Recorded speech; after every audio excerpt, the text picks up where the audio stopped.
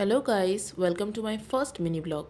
So এটা হলো এমন একটা দিন যেদিন আমরা চলে গেছিলাম মাহেশের জগন্নাথ মন্দিরে জগন্নাথকে দর্শন করতে। কথিত আছে মহাপ্রভুর না ডাকলে তার দর্শন পাওয়া অসম্ভব।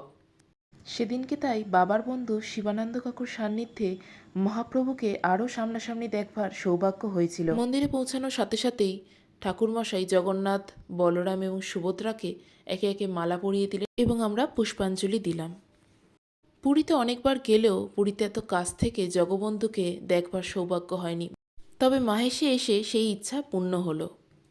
জগন্নাথ দেবকে ভালো করে দর্শন করবার পর আমরা মন্দিরের চারপাশ ঘুরে দেখছিলাম। এখানে জগন্নাথ দেব ছাড়াও বিভিন্ন দেবদেবী পূজিত হন। জগন্নাথ দেবের ভোগারতির পর আমরাও চলে গেছিলাম ভোগ প্রসাদ গ্রহণ করতে। মহাপ্রসাদ বলে কথা, প্রতিটি খাবারের স্বাদই ছিল অসাধারণ। প্রসাদ গ্রহণের পর আবার জগবন্ধুকে দর্শন করে আমরা বাড়ির উদ্দেশ্যে রওনা হলাম।